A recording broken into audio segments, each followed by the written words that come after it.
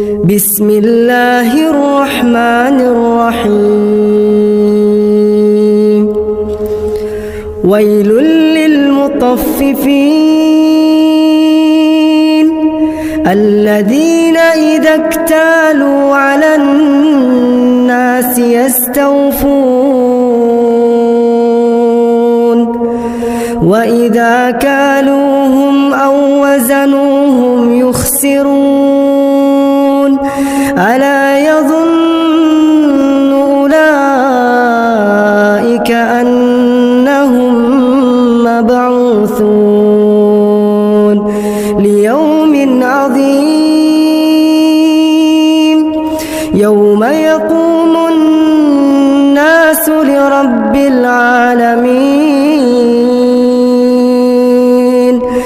كلا